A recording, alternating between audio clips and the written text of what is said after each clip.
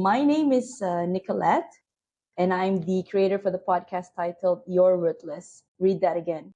Juxtaposition of your very soul. Welcome, Alexandra and Andrea Boylan, right? Is that correct pronunciation? Yeah. Okay. Um, First off, I'd like to say thank you very much for actually saying yes to be interviewed today. My podcast talks a lot about self-worthiness, and I personally struggle with that the last couple of years. Also, one of the reasons why I started my podcast. And also, I was always big on corporate, and I think women venturing into different things in their own right, different industry, the noise should be out there. So thank you for what you do. And as part of my ritual, when I start my podcast, I would read a bit of my guest's introduction before we get down to business. So if you could allow me. Hey, listeners, we have the Boylan sisters here, Andrea and Alexandra, who are award winning filmmakers. They were awarded a Teddy for Best Inspirational Screenplay at the Movie Guide Awards for their movie Swish. Their films include Wish for Christmas, Catching Fate 2, Switch, The Greatest Inheritance, and Identity Crisis. Andrea and Alexandra grew up as pastors' kids at Byfield Parish Church, north of Boston, Massachusetts. As teens, they wished they could watch movies they enjoyed and their parents approve of. Since 2013, the two have set out to make female-driven, faith-based movies that appeal to audiences of all ages. Welcome, Andrea and Alexandra. Thank you. Thanks for having us. So tell us, what was it like growing up as Andrea and Alexandra Boylan? Now, I'm the Anybody oldest. can go first. Yeah, I'm the oldest. Right. I'll tell you what it was like because I had to live for 7, almost 8 years with 2 brothers waiting for my sister. So my sister Wait, I thought you came. guys were twins, no? No. No twins. So it Right. was like a dream. It Yes. was a dream come true to have her because I wanted a sister so badly, and it was amazing and wonderful to be able to be her big sister, and then later in life to be able to start working together. This has been a blessing and wonderful. Yeah. Wow. We were very encouraged by our parents to go after our dreams, which is awesome to have parents who support you, especially like when I was young, I really wanted to be an actress and I wanted to work in the film industry. And a lot of parents can go, oh my gosh, that's scary. But I feel like our parents really encouraged all of us to go after our dreams. And we wouldn't be where we are today if we didn't have that support system and encouragement. And our father's a minister, so pastors are always telling stories and getting up in front of audiences. So it makes sense that a lot of us went on to become storytellers, and we love telling stories. So it helped us pave the way for our career. I think parent support are very important. I mean, I come from Asia, so creatively, Asian parents are always on the logical side. So it's like, okay, get your education. It's either accounting, engineering, lawyer, law, or doctor. That's more secure. So I think I don't think I've known anybody in my country. There are, but it's not as big as in the US. So what a privilege for me to be able to interview you guys. Okay. You're welcome. So, right, how did you start getting into the filmmaking industry? So, well, I moved to Los Angeles. This is Alexandra. I moved to Los Angeles when I was 19 years old to pursue acting all by myself. And I spent 10 years really pounding the pavement of trying to break into the film industry, which is so hard. As people can imagine, it's a very nepotism industry. So when you don't know anybody and you don't have any family, I came out here very naive, just thinking I was going to become the next movie star. And I spent, 10 years trying so hard to work as an actor, and I just couldn't, I couldn't get my big break. And then in 2011, I made a feature film because I was like, oh, you know what? I think I'm gonna stop waiting for someone to pick me and I'm going to pick myself, and I'm going to learn how to get behind the camera and create my own project so that I can star in that project. And then I made, so a couple of friends and I just made an independent feature film. We were able to end up selling that to a major distribution company. And then that opened up the doors to continue to create content. And then I got a chance to make a faith-based film, and I called my sister and I was like, do you want to collaborate on a female-driven faith-based film? Because back in 2011, there really wasn't a lot of, there was no faith-based film starring women. And and there was also, looking at the landscape, a lot of the creators in the faith space are men. So it makes sense that they're like them. So when Andrea and I came along in 2011, we were like, we're going to make things that look like us. And Andrea and I teamed up and we made our first female-driven faith-based film called Catching Faith. And we ended up selling that, and it went on to become the top 5 consistent selling movie for the distribution company. And that we were like, oh, I think we're onto something, speaking of women and telling a woman's story. And that really opened the doors for all the film. We've made 6 films together now. And but we kind of started, I started when I was 19, and then Andrea joined in about 2011. And we've been doing it for like 12 years now. So, wow. And Andrea can share her if she wants. So her perspective on the film industry. Yeah. Yeah, well, I always love the fact that my story really is saying yes. Alexandra paved the way. She went to Hollywood. She did all the hard work, and then when she was invited to write a faith-based movie, and she invited me into that. And I like to tell the story that I literally was standing at the top of my steps with a basket of laundry. I had 3 kids, all in elementary school.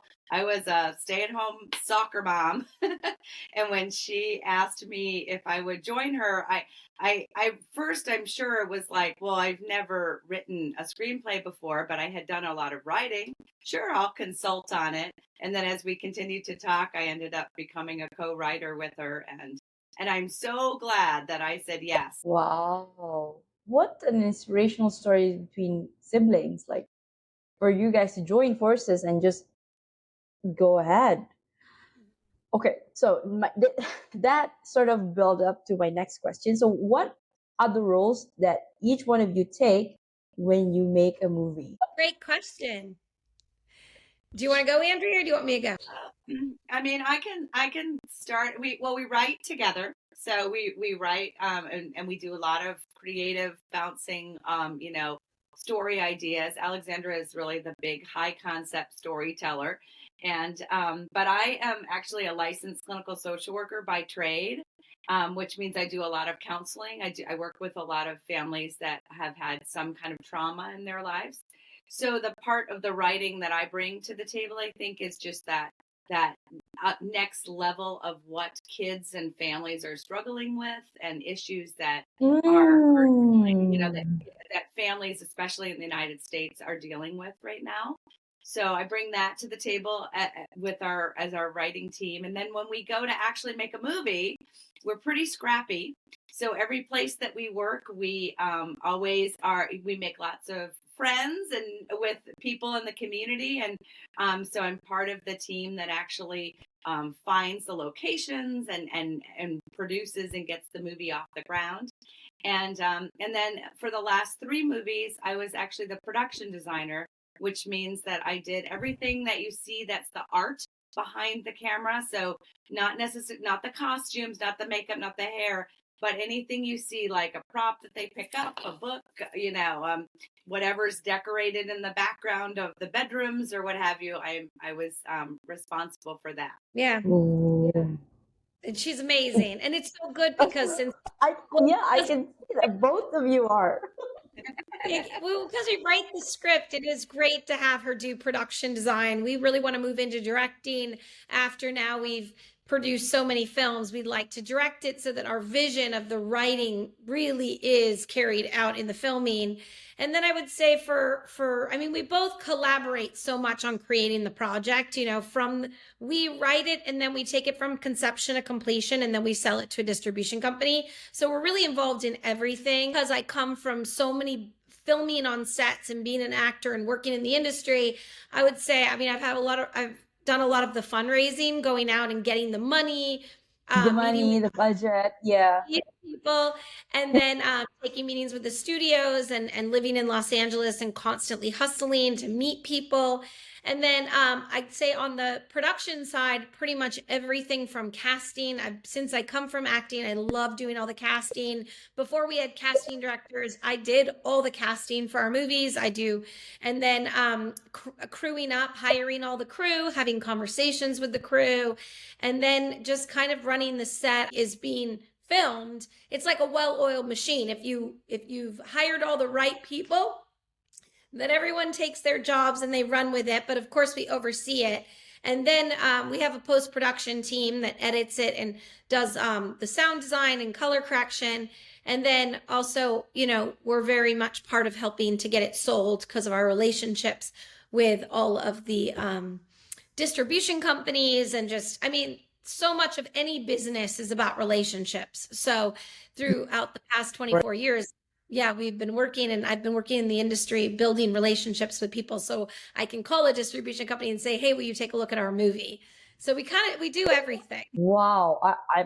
I am floored. Like, I have so many things in my head right now. Like, I have so many questions. Like, how do you okay, because the only thing we do, like me as a consumer, like I consume the movie, right? But I don't know the extent of the work that goes behind it. And I'm sure it takes a lot of work and effort, like rallying the group to get the money, the concept even. I mean, okay. And this is why my next question is, how do you set up a team when you decide to make a movie?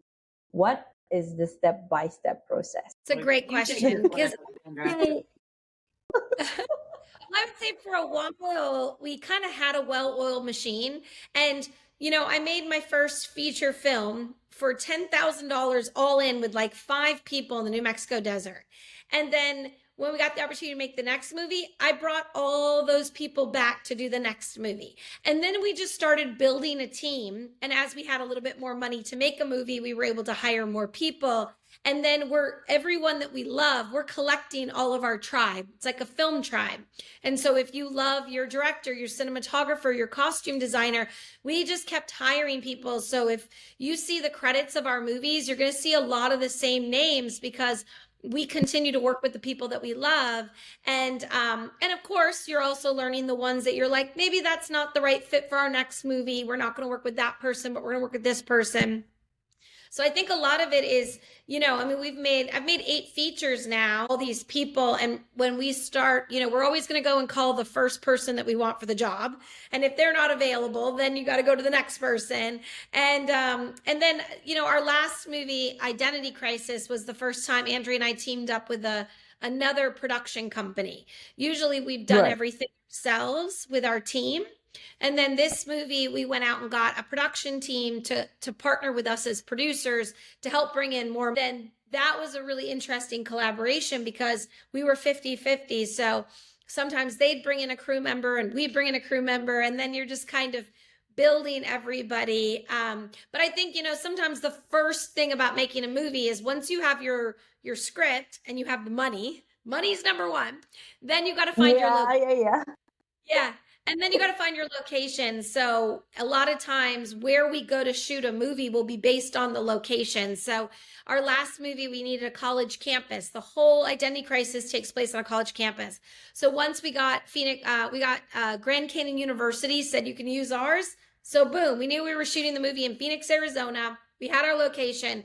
And then from there, we're going to try to hire as many locals.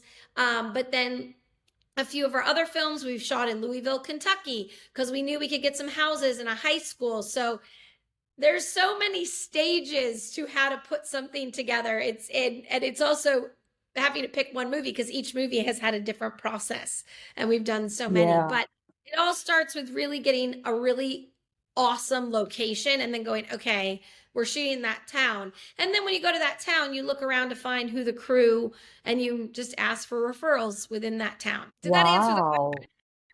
Yes, yes. And I want to take a step back to like, okay, now it's like um bringing it into life, right? Like I think this is where Andrea comes in. Like where your inspiration, where do they come from? Like what do you like? Is it just through your like when you're I don't know, you're showering or your own life journey or when you are speaking to your clients? Like, yeah, like tell us. Inspires us to tell our stories. Yeah. Yeah. Well, I mean, like I was bragging on Alexandra before, I think she often is the one that has the initial spark of an idea, something that's like really creative or out of the box, and we we really want to tell fun, compelling stories. So that's our first thing. Is like how whatever the topic might be, it's like how can we illustrate this, in a really fun way. It's the our last movie, Identity Crisis. I think Alexander was like, what if you had a twin that looked exactly the same as you, and but your twin was able to do all the things that you don't feel like you could do yourself. And then there was like this discussion of how would you illustrate that, and then that's how the clone idea became. It's like, well, what if you actually could like wire yourself, like, okay, Andrea doesn't feel like, I don't feel like I can speak in front of a group of people. What if I could create a version that looked just like me but could do the thing I don't feel like I can do? And then that we started to kind of kick around, and we did a lot of research and really discovered, and Alexandra mentioned this before, that there's a very high percentage of women, girls in particular, that don't raise their hand in school to answer the question because they're not sure they're right. Boys are much Yeah. more willing to raise their hand and say the wrong answer, and they're okay with it. But girls want things to be Yeah. perfect, and they want to make sure that they make Oh the right gosh, yeah, that answer, is so true. right? So they a lot of times don't Yeah. have to find their voice academically or in school. And so that's kind of how this whole story of Identity Crisis came along. It's like, well, here's this really brilliant student, but she won't hand her homework in. She won't hand her work in because she's too afraid of failing. She really has the right answer, Mm. but she won't even allow the teacher to evaluate her. And then she doesn't want to work in a group because she doesn't want to fail in front of. And so we had this really fun way of how could, I mean, it's, you can't clone yourself, so it's completely fantasy.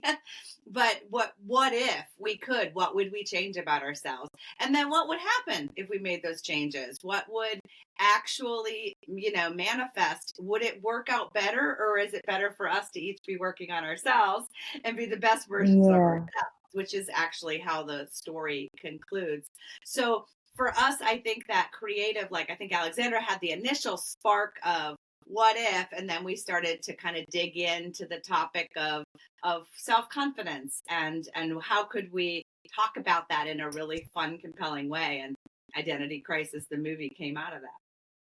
Yeah, and I'd I, love to tell, yeah, sorry, sorry, Alexandra. to tell the audience what Identity Crisis is about. Identity Crisis, our newest film that is just released, is about a shy science whiz in college who struggles with imposter syndrome and confidence issues, feeling not good enough, and she figures out how to clone herself and send her clone off to do all the things that she's afraid to do, only to discover that she was already created the perfect version of herself and she had all the courage, she just needed to try.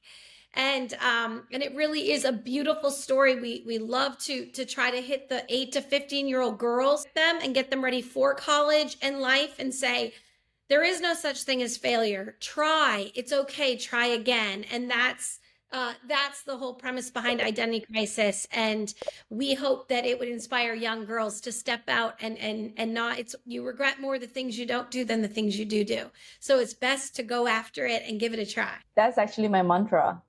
I don't Yeah. want to be doing something that I would regret. But I would rather have this notion of, oh, I'm glad I did that. Although it did not work out, if it did not work out, then just said, oh, what if I'd done that? So Like, Totally. The answers are no if you didn't try or ask.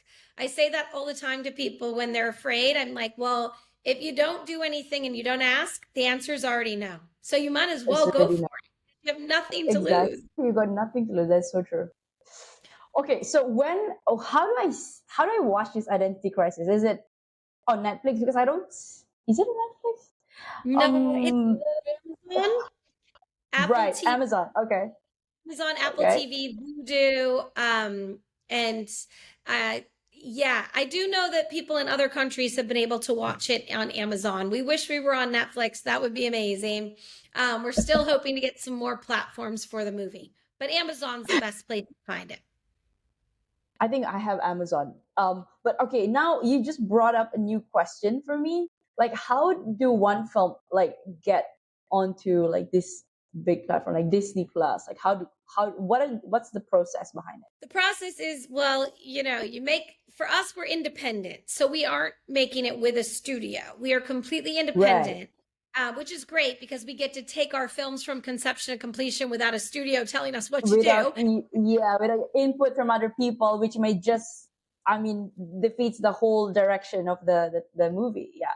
It can ruin the movie when there's too many hands in the pot. The movie gets ruined. It's why a lot of studio movies, sometimes you go watch them and you're like, what is this going on? It's What? because 25 people gave it an opinion. So that's the pros and cons to it. Okay, okay. So for us, we will make the film, and then we'll have a sales agent. We've had a sales agent for many years who takes it out and pitches it to Netflix and Hulu and distribution companies. So if you don't get the streaming deal, like if Netflix doesn't buy your movie as an original, then you go with a distribution company, and then the distribution company will pitch you out to all the platforms, and then Netflix either says yes or passes. So it's a big process, and unfortunately Netflix passed on our movie, which we were really surprised because it's such a delightful, empowering movie. But I think there is unfortunately a thing in Hollywood where there isn't. They say they want to empower women, but then when it really comes to it, they don't want to. So The paradox to it, right? Yeah. I know, Yeah. because I go to a lot of meetings. We're like, yeah, we're all pro women, and then we show up with this incredibly inspiring, uplifting, clean teen girl movie, and they're like, no, we don't want that one. Yeah. We want this concept. We're leaning with this theme, but then no, not that movie. But the Right. movie talks about the very essence of that. But yeah. So it's, I mean, to bring it even to let me just take it a step further. Like, if I were to resonate with where, I guess I still have a 9 to 5, right? I mean, this is just an example. Like, we have this inclusion, diversity idea because that's big now. So it's like I was just talking to my colleagues, and like the idea is supposed to be the center of the team, but we see people that are being hired are not really reflective of that. So we're like, they want idea to be the forefront, but then you're not really, the actions doesn't really support that. So I mean, we're aware, organizations are aware, but I think a lot more needs to be done to work towards it. But I think our work is not, definitely not in vain. We're just paving the way for generations behind us to continue the work, right? So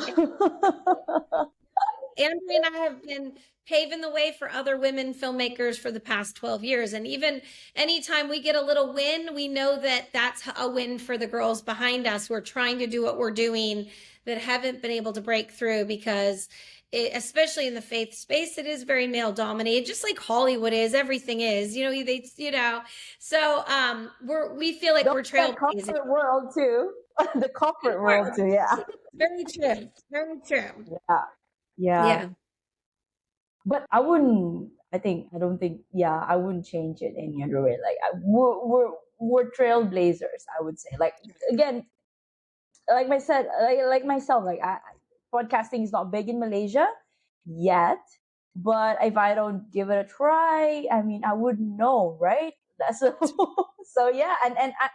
I would like, I think not even I would like think, I think that at least with me trying to speak up, inviting people outside of the country to actually speak on my platform will really just open up the avenues for people to not, they don't need to follow what I do, but it's just a stepping into their own thing. Everybody has their own unique gifts or talents that they want to explore, and just be okay with that, and just connect with the other, I don't know, the other parts of the world, because truly we're not really silo anymore. We're seamless right now. So yeah, me also trying out. So I'm living your values and your, yeah. That's awesome. And then people see you do it and they think, well, then I can do it. It's like, it's so important for for people to step up and try it, because then someone else will go, well, if you're doing it, then I can do it, and that's Yeah, so great. Inspire so many people to yeah. yes. And let me do it my way, right? Yes. Yeah, it could be anything, singing or whatever, right? So Yeah. Yeah. thank you, Alexandra and Andrea. So right, how long have you been in the industry? I think you said 24 years. Yeah, and what are the biggest takeaways that you have walked that path on being in the entertainment industry? Do you want to take that, Andrew? You want to go first? What are you taking away? You go first. Please. In the film industry, that the most important thing is to have a tribe of people around you that are amazing.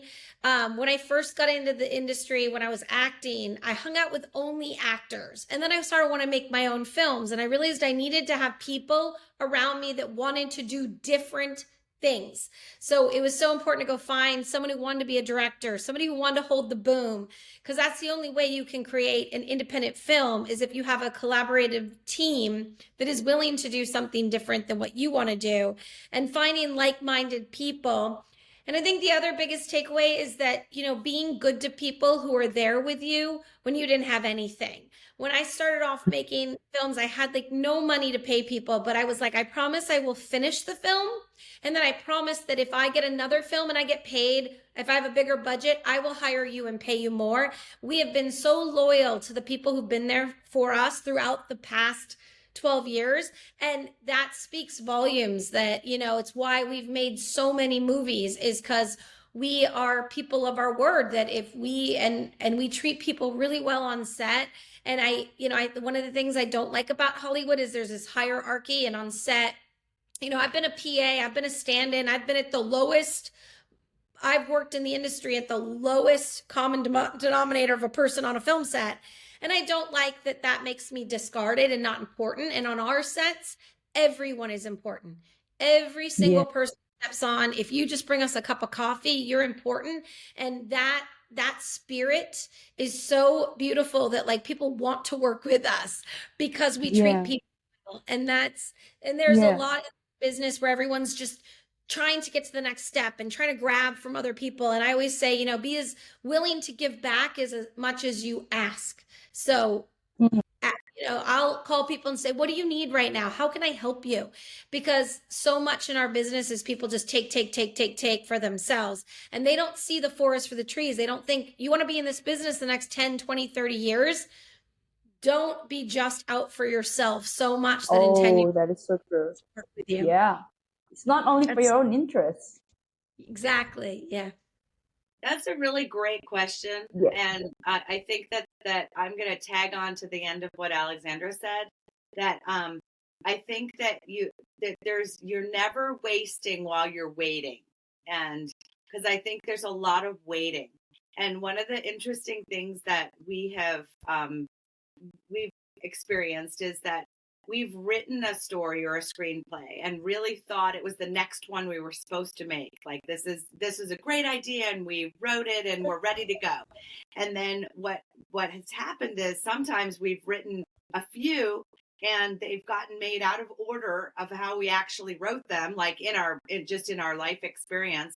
And always the movie came out at the perfect time when it was needed, like we had a movie that came out about family and appreciating one another and reconnecting with your loved ones right after COVID, and we didn't know COVID was going to happen at the time that movie, we thought that movie might have happened 3 years before, and it didn't.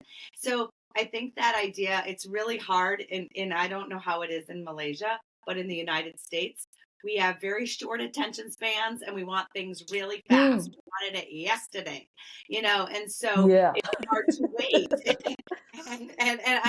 I'm guilty of that too. I'm like, I've got this great idea and it needs to happen right now. But I Yeah. think what I probably really learned is just how important like waiting is, and that the timing is always ends up being right if I'll just relax and be patient and kind of steadily work along.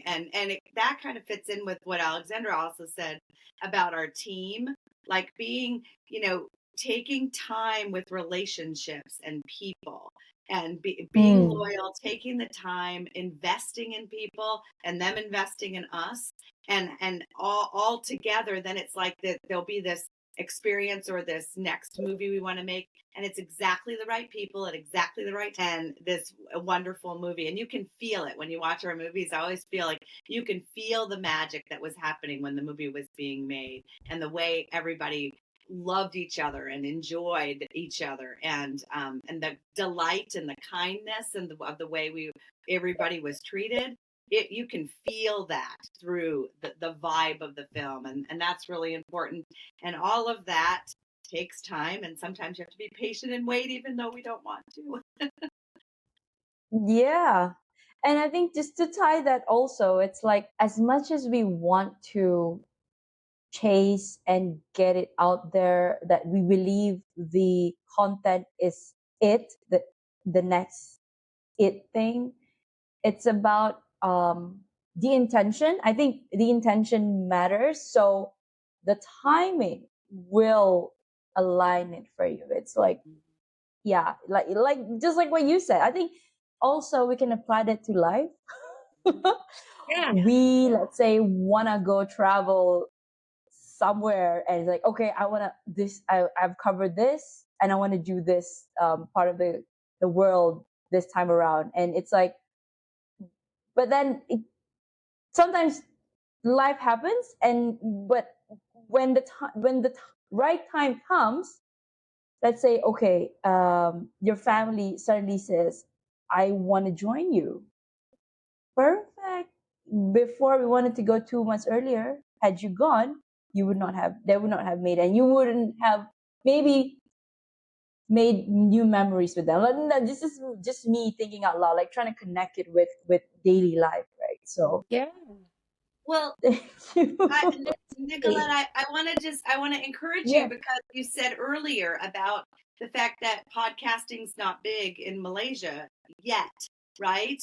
Well, you're Yes. on the cutting Yes. edge, and you're doing something that isn't big yet, but it's going to be big. Trust me.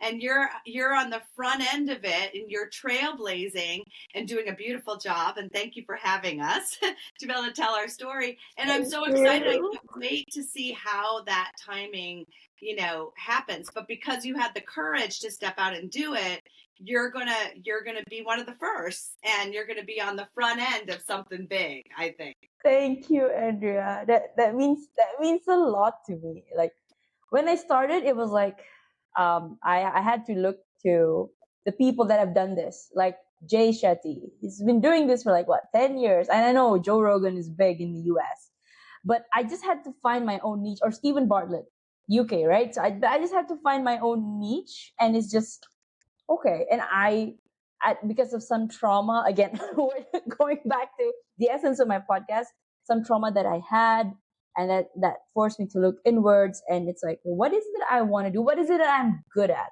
So I have a 9 to 5 still, but I'm building because I love talking, and I found that, okay, communicating, connecting is my strength. So let me see what I can build from this. So thank you for the encouragement, Andrea and Alexandra. Okay, so what is your advice for women out there hoping to venture into the industry of filmmaking? Oh, What keep is our going, keep advice? going, Oh keep gosh. going. That's what I'd say. Keep going, I keep love going, that. keep Keep going. going, keep going, keep going.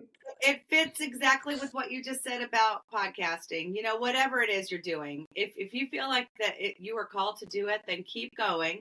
Even if it doesn't look like it's working out now, those seeds of the things that you're experiencing and doing, they're going to grow into something, and just stick with it. It's really, it's a long game. That's what I'd say. Yeah.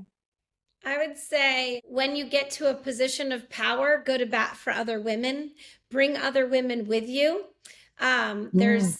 It's so, unfortunately, I've lived in Los Angeles for 24 years, and I've seen that, there's so few spots for women at the top that we end up having to, kind of fight each other for it. And we want to collaborate. Yeah. Or um, clamoring each other to get to the top. Let's collaborate. And when you get there, send the ladder down for the next person. Andrea and I always, we obviously, if you see all of our films, they star women. We've had makeup artists come on set and be like, I've never had this many women on a call sheet in a one day of filming. Usually all men with one woman. And so for us, like, my advice to women is that we cannot complain about the problem. We need to be the change that we want to see. So if whatever walk of life you are, even if you're not in the film world and you don't like what you're seeing, don't complain, change it, go for it. I've been in women in film for many, many years, a lot of women organizations, and I would go to these groups and the women would just complain. And I'd be like, there's 100 of us in this room. Yes. Why are we complaining? Why are we all just collaborating and and if somebody won't let you sit at their table, go build your own table and invite your friends to sit with you. Yeah. Yeah. A lot of tables that we don't get. Thank you. That we have been rejected to sit at, and we're like, fine, we'll go build our own table. And a lot of our career has been us continuing to build our own table, because we'll pitch our movies, we'll pitch our projects, and we'll get rejected, and we're like, fine, we're going to do it anyway, and we're going to prove that there's an audience out there desperate for what we're doing. And I just think it's really important for women to lift one another up. And I used to go to a lot of studio women in film events where a studio executive would be talking a woman, and she would admit that she had never hired a woman for a directing job or for a cinematography job. And it's like, you can't get there and then not send the ladder down. So I think that that's my biggest advice, is please go to bat for your fellow women. And if you have the ability to have the power, stand up and say, I'm hiring women, so that women can get the job. Many times they just don't have a resume because they don't get the job. But if we give them the job, they can put that on their resume, and that can so yeah, that's my biggest advice. And also be willing to pivot and be willing to just keep going and figure it out, and don't take no for an answer. Just I mean, Andrea and I have literally been rejected a million times, and we just keep pushing forward, and we're like, we know what we're doing, So keep going. Just do it. I had to pause and take that in, because that is the very core of everything that I do. Standing true in your power, I think knowing your why and just going ahead. Crawl if you have to, but don't stop. Yep. And I always hear from people all the time, if I could just get this, if I could just get that. I'm like, nobody owes us. That's so true. Bill, if I could just, why won't they give it to me? I'm like, no one's going to give you anything. You might have to be the one to create it, And so that's why so many of our films are independent, where we've gone out and we've had to figure it out and do it ourselves, because no one owes you anything.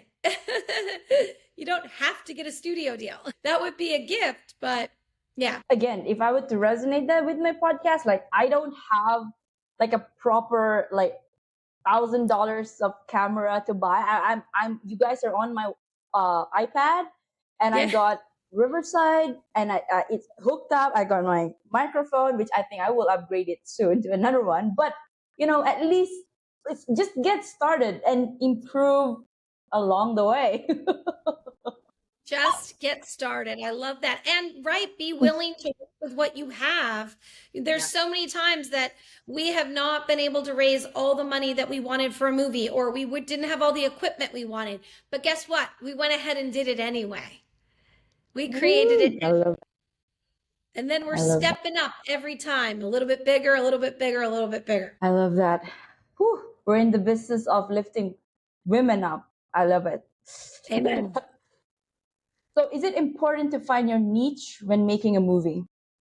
Well, yes, I think so. And I think we've really worked hard at finding our niche, and we really believe we want to make content for girls 8 to 14, and particularly girls, something that is enjoyable for girls that they are engaged with, but that they can watch with that's clean and wholesome, and that they can watch with their moms or their parents. So that's been our Yeah. niche that we found is a real place in the market that there's lots of content for kids and teens, but it's gotten a little bit not so much value driven, and we feel really strongly that we want to make value driven content for that age group. Yeah. Yeah, and building a brand. Branding is so important. Everyone talks, so niche is kind of another word for branding. Yeah. You're branding yourself.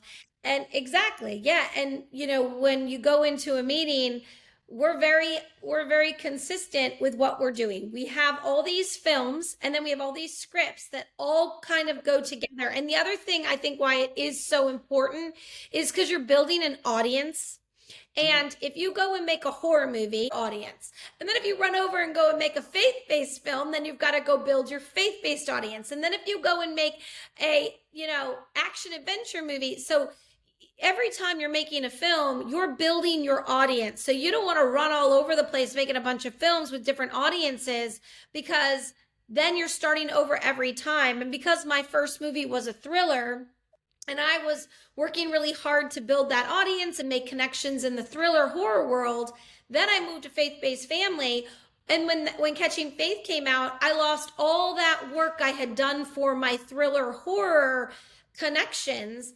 And I was like, oh, that's a lot of work. You're not going to want to go do that for every single film. So a niche is really important because you're really building your audience.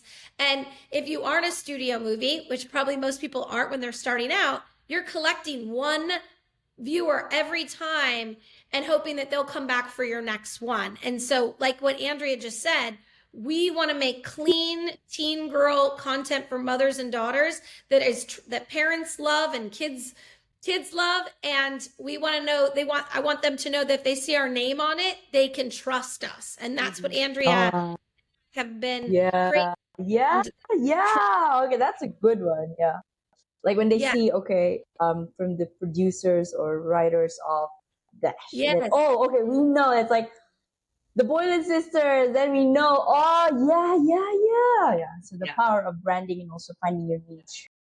Yeah. Again, The it comes Boylan down sisters. to the why, right?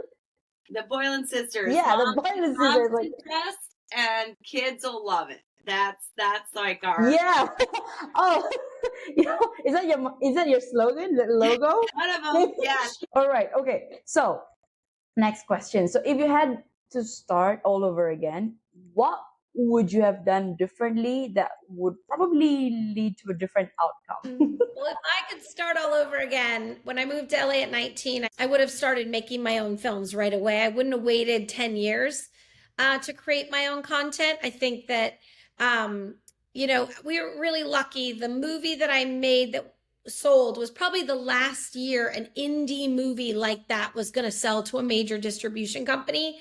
So the industry is changing so fast and all the time, and we're always trying to keep up with distribution, audiences, how people view things.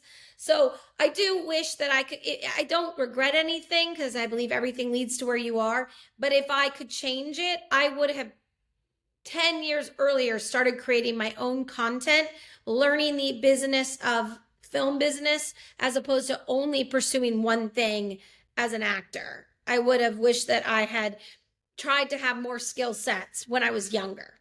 That would be what I wish that I had done. Andrea? Well, because I feel like this has been like a second act opportunity for me, it's been the last 12 years of my life. I would actually say, I don't know, so let's talk life lessons. I would say earlier in my life, I said no too much. I felt limited or felt like Mm, I couldn't do that and I mm. didn't try. And I think ever since I said yes to filmmaking, this has been a different part of my journey, and it's been a really wonderful creative time in my life. So I don't have a lot of regrets, but I do. You wouldn't have it any other way. I wouldn't have it any other way. I guess that going back to the waiting thing that I talked about before, I was a person in my earlier part of my life that was always racing to the next thing. I always wanted to I was Mm. in grammar school. I wanted to get to high school. High school, I wanted to get to college. When I get to college, everything will come together. Then I want to get married. Then if I just have kids, and I feel like there's a lot of beauty that I missed because I was always waiting to get to the next thing.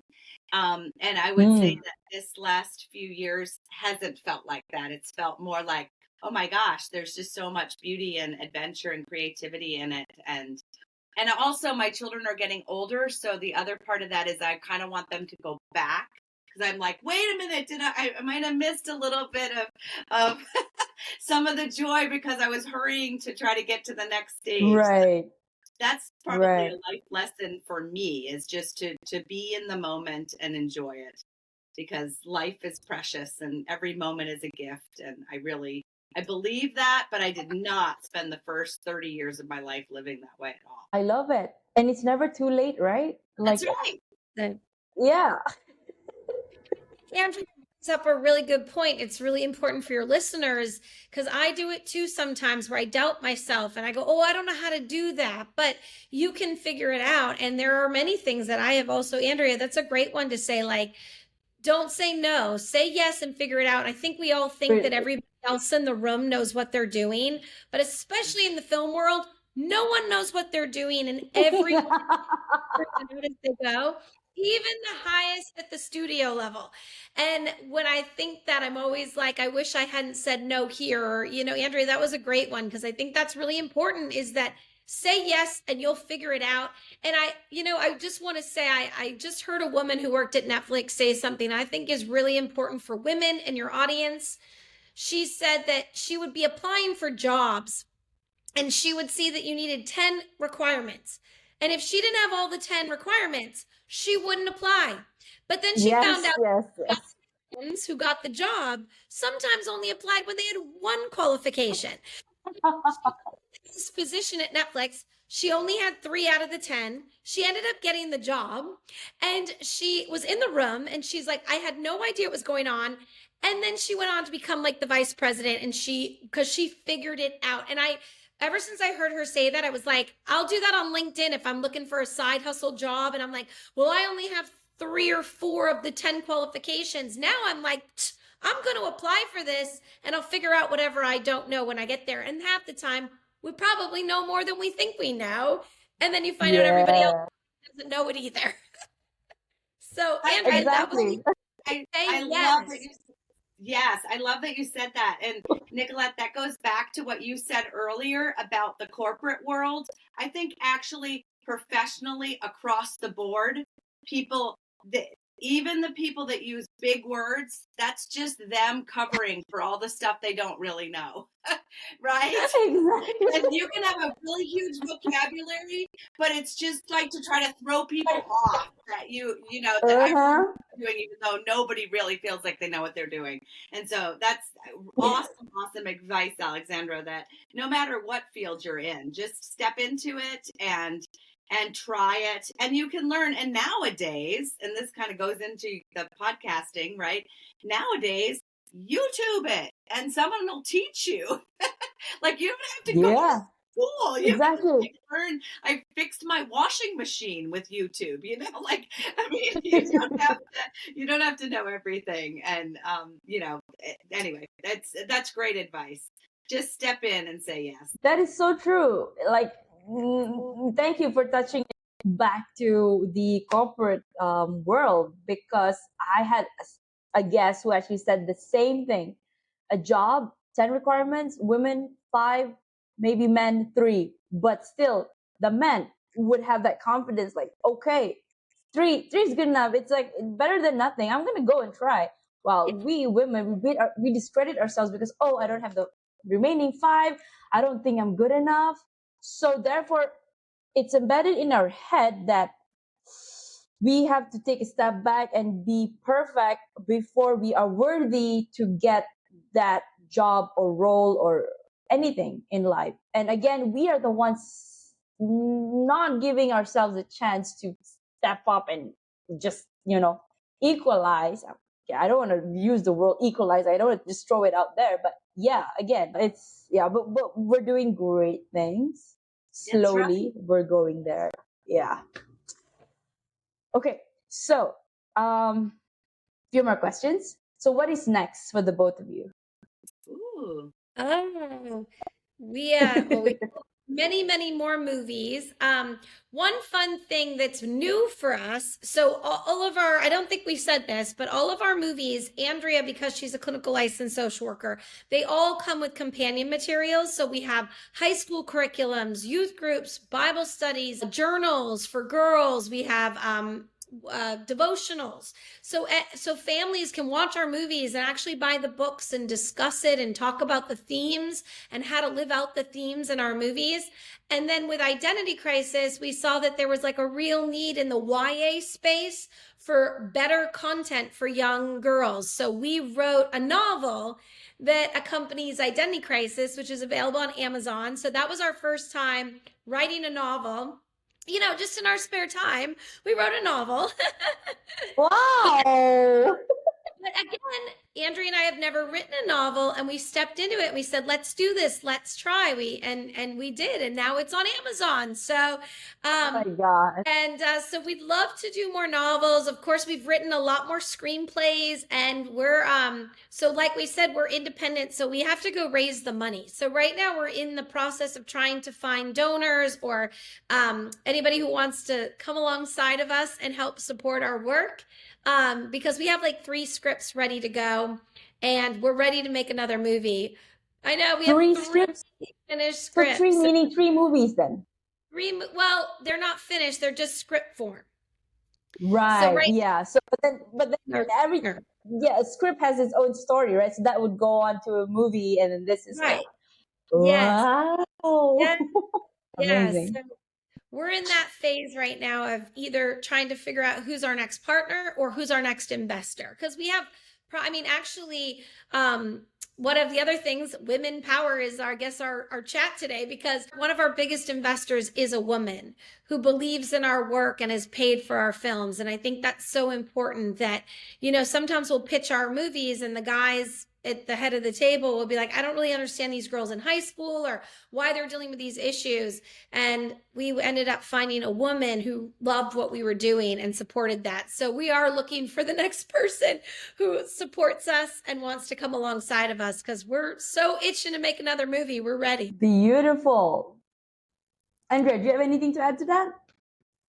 She hit it all. Yeah, we've got some really fun stories that we want to tell, and we continue to want to create that content that moms trust and kids love, and we want to also continue I love that Alexandra mentioned the novel, because it does fit into the saying yes and doing something you don't know how to do necessarily. Just get started.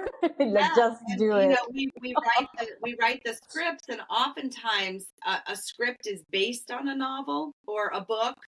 And so, but what we did was flip it, and we took our script and we novelized the script to make a story. And it was super fun. Found an illustrator and found all the pieces to pull that together, and made a really, really fun book. And so we'd like to continue to have that as a component along with our movies. And so I think that's what's coming next. Perfect. So let's pivot to a self-worth question, because that is the essence of my podcast. And I think we did touch about on this a few minutes ago as throughout the conversation. So here it is. Here it is. Self-worth can be affected by relationships with others. So how can individuals establish healthy boundaries and foster relationships that support their self-discovery journey? Woo! That's Wow. beautiful. That's a beautiful question. It's a big question. I'll jump in and just say that I'm a huge fan of boundaries. I think boundaries are the most important thing that we can discover for ourselves and put in place. They're really hard to put in place, but when you do it, I think it helps us figure out who we are as people. And I am a big fan of the book Boundaries by Dr. Cloud, and I forgot the other author, but it's okay. Townsend, Dr. Townsend, Dr. Cloud, and they use an example. They say, you know, we thrive as people if you have a healthy fence around your property with a gate. And kids, for instance, they will stay huddled in a little part of the yard, but if you put a fence around it, they'll go right to the edges because they'll go right to the edge of the fence. And then if you have a gate, you can open the gate to let safe things in and put unsafe things out. And I use that Mm. like for my just mentally when I start to have that feeling like something's just not right about this. So what's inside my boundary that Yard. I need to get out, Yeah. you know, so that I can be safe again? Or what do I need to bring in that would be a safe thing that will feed my soul, that will help me grow as a person and help me be all that I want to be?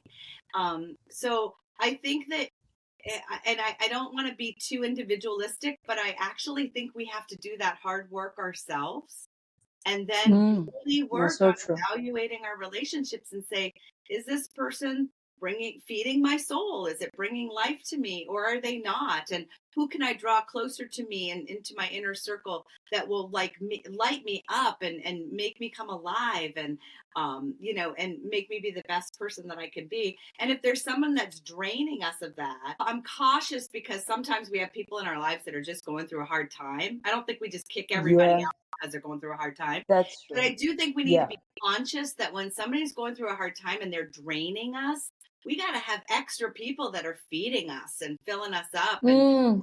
and Mm. counterbalancing that negativity because negativity can really, you know, really bring you down. So Spiral. I, I, Yeah. I think that your question is awesome. And in order for us to be the best person that we can be, we have to just put that safety around ourselves. Just one more little note on that.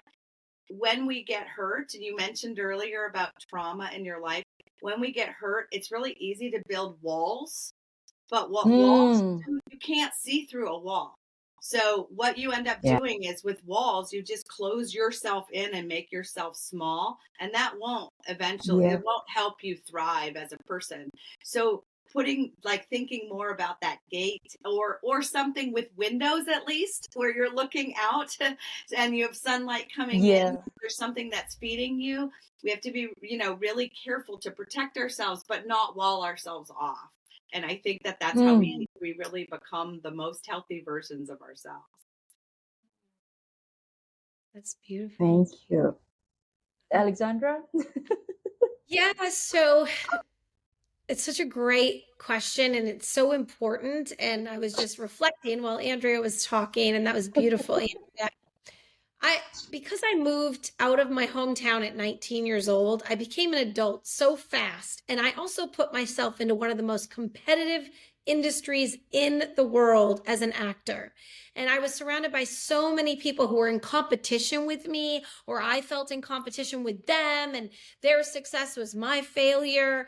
And it really ruined my self confidence. I think, you know, I spent 10 years in what I thought I was failing constantly in this industry that I could not work in, and then comparing myself to all these people who were doing well, and it just depleted me. And I think I'm so glad that I finally flipped that switch in my head and said, instead of being jealous of that person over there who's working, why don't I call them on the phone and ask to go to coffee and learn from them? And say, well, how did you? Mm. And instead of, and that really changed my whole life and my self-worth, because I went to coffee with them and said, you're amazing. Can I come alongside you and learn from you? And maybe I could be amazing too. And like, so instead of that, defensive of you're doing good, I'm not. I flipped it and said, what are you doing right that I can learn from? And then I did surround myself. I mean, success rises in groups, and positive people usually spend time with each other. So I definitely spent some time cleaning out some friends that I was like, you're not bringing me up, you're bringing me down, and gravitating to the ones who were doing well. And then I also think for me, so much of my career was waiting for someone to pick me, and I couldn't work hard enough for someone to choose me. And in acting, you have no control over what you look like and how they choose. And the day I chose myself and said, I'm going to step into this and make my own thing, that changed my self-confidence. It was life changing to pivot and say, I'm not going to sit around and wait for someone to pick me. I'm going to pick myself and create something and give myself the opportunity that I've been waiting for. And then with that, I found out that I had all these skill sets I didn't even know I had. And then I love them. I love writing and producing. What if I had spent the next 10 years doing the same thing over and over, expecting different results, which makes you insane. Yeah. And I think, like you making your own podcast, finding a way to be creative and taking control of your creative destiny, your life, will make you feel so much more worthy. And also, do not look at people and compare yourself. Either learn from them or go, how can I shift my life so that I feel more self-worth? And let me tell you, I'm a whole different person now that I'm creating stuff than when I was just sitting around waiting for someone to pick me. Oh, yeah, because we're all creators at the end of the day. We co-create. Yeah, yeah. And I think both of you said something that I hold to a very high regard of, and that was just to. I lost my train of thought. That it was something so beautiful, and I was like reflecting when you said it, and it's because oftentimes I also think that I am not. Before I struggled so much that I'm not worthy, but right now we are that's the very essence. We were born that way. It's just this conditioning that we were brought up in, and the limiting beliefs that was instilled, and having the awareness to, okay, and also wanting to move out of it and just create, pave your own way. I think that's one of the most powerful thing that somebody can do. Whew. Okay. Love, pave your own way. Sometimes you have to make your own road, just like the Yeah. table. Yeah. I was thinking when both of you were talking too, we've never lived in a time in history like we do right now, where we really can do it. Like, you can write a book, you can publish it, Yeah. it could be up on Amazon. Oh yeah, exactly. You can speak to your audience with your iPad, and so this idea that you can't do it, we can do it, and but we have to step out and try, right? We got to actually do it, and there's ways that we can get our message out to the world, literally. You mentioned that earlier in our conversation, and that's so exciting. So now we just need the confidence to do it, right? Yes. Crisis, and then they will have all the confidence to do it. Exactly. No, full circle. They just need the takeaway of this podcast. Watch Identity Crisis, which I will after this, and I will definitely give my review. Okay, Thank you. so thank you for that, Alexandra and Andrea. Four more questions, and I know it's evening time at your end. We're gonna wrap up as quick as we can. So what is your heart's greatest wish? Heart's greatest wish? Yes. Mine is that yeah, go ahead, Andrea. Oh no, you go. Go ahead. I was just gonna say my greatest wish is maybe Andrea first. Thank you. I want people to have hope. I want people to realize that there is so much beauty, creativity, and delight in this world, and that we could breathe and have hope that it's worth living in our world. That's my dream. Mine is that we can continue to encourage young girls to know that they are worthy, that they are worth a lot. Working in the entertainment industry, I've been really disappointed to see the representation of women, the continued narrative that a girl is only worthy if the boy likes her. That hurts my heart. Yes. My heart's Yeah. desire to create content that inspires girls to know that they're amazing and that they can do anything. And I think that's what our films are doing. Our films are also to encourage girls to have good relationships with each other, to love each other, to champion each other, to not be in competition. So my heart's desire is to keep doing what we're doing and combating all the negative messaging these girls are getting, that we are telling them that they are loved, they're important, they matter, and they're precious. And that's my heart's desire, is to continue to do that. Thank you. Do you have a mantra that you live by? Maybe Andrea first.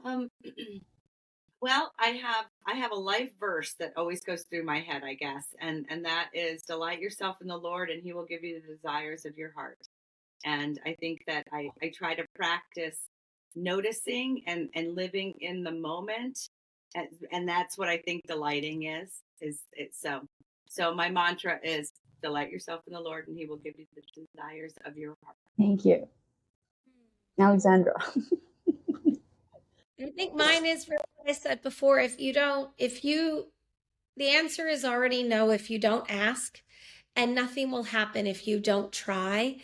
And I think one of my favorite lines that's in Identity Crisis is, the girl asks the clone, well, what if I fail? And the other girl says, so what? You get back up and you try again.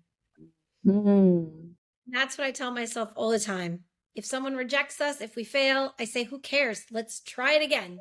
And that's how that's how I live my life. And my motto is just keep trying. There is no such thing as failure. I also read something like, what if you fail? Oh, but what if you fly? Right? What if you fly? I think she might even say that to her. What if you don't? What if you don't fail? What if you're amazing? Yeah, exactly. Yes. Okay, so what keeps you guys up at night? Or do you sleep well? Is there anything that keeps you up at night? So as the mom here, I would say that I spent about 18 years not sleeping, and so now I sleep great. Now that my kids are adults and they're on their own, and I'm not being woken up in the middle of the night, I sleep wonderful. Yeah, great to hear that. I sleep really good. I do. I sleep really good. I really think, I think having peace of heart is really important. And every day we really, really are trying to live it to the fullest and be a part of being the good change in the world. So I think when I lay my head down on the pillow, I feel like I've given it my all that day, and I can go to sleep, and next day, and I can't wait to get up the next day and do it all over again. And one the other reason I have to go to bed is because I love my morning cup of coffee. So sometimes I go to bed thinking, the sooner I get to sleep, the sooner I get to wake up and have coffee. And it works. That's your motivation. Perfect. Okay, last question. So maybe, Andrea could go first, and Alexandra. I know we touch about quotes and mantra, but if you could create a quote right now for you to leave to the audience listening and the world as your legacy, what would it be? This is kind of my thing for this year, and it is that there's nothing wasted in waiting. And I said that earlier, but there's nothing wasted in waiting. That's what I would leave the world. Be patient, and the good things come to those who wait. Oh yeah. Thank you. I guess mine would be, what we put out is really what we get back, and how we treat people is so important. People are more important than anything. We always say that on our film set. People are more important than the movie. They're more important than everything. And I believe that if we, Andrea and I believe in, we believe in the Lord, and we believe in life. We're going to see all the things that we have done here that we haven't even been able to see, the lives we've touched. So, and I just believe that what you put out is what you get back. And be kind to people. Be kind, and people will be kind back, That's so true. Oh, perfect. I would like to express my gratitude to each one of you for spending the time each evening at your side and for sharing your knowledge, your insights, your experiences, and how we connected so well on so many levels. And I admire the work that you do. You're not just only speaking up for women, but you're also showing that you can work with women and with your siblings. And it's no longer I'm on my own, you're on your own, you know? And for that, thank you very much for your work. You are such a beautiful soul. Thank You, you. Nicolette. Thank you for having us. And I'm so glad we got to meet you. This is awesome. We have a new friend in Malaysia. Yeah, I love that. I always said that to my guests. It's like, also, this opens up a door for me to gain new friends across the world. Like right now, I have people in Los Angeles. Andrea is in Boston, is it? Wisconsin. Massachusetts? Right. Wisconsin. And perfect. We already know that we're here. And in case you come to this side of the world, just let me know. We're connected. Instagram. There's so many ways to connect, and we'll definitely meet up. And I got off a call with another guest just now, and I was just thinking to her, like, perhaps I'd like to rally all of this, maybe have like an event and have you guys speak your own platform, speak like you're about filmmaking, that Yeah. person is about, I don't know, money coaching, and one person is about fitness, but for women. So but I'm gonna put some thought into that, and then I'll be in contact. Wonderful. Can we follow you on social media or connect with you? Are you on Oh, Instagram? yes, I just followed you. My handle as your underscore worthy underscore podcast, and I also have my personal account. I am engineers. It's all in my profile, or I Okay. could drop you that in Well, on Podmatch. Oh, great. Well, perfect. yeah, we have the Boylan sisters on Instagram and people can follow us. We always write everybody back.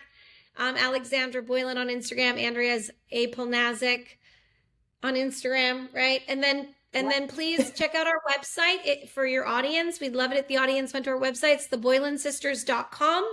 All of our films are there. Our film titles are Catching Faith 1 and 2, The Greatest Inheritance, Switched, Identity Crisis, A Wish for Christmas. So it means a lot to us if people watch our films and rate and review them and spread the word, because we're indie. So we only succeed by word of mouth and people loving it and telling their friends. So please share it with your friends. Thank you. I will be Thank you. sure to tag you all and put all your websites. Thank you. So good to meet you. Good to meet you. Me too.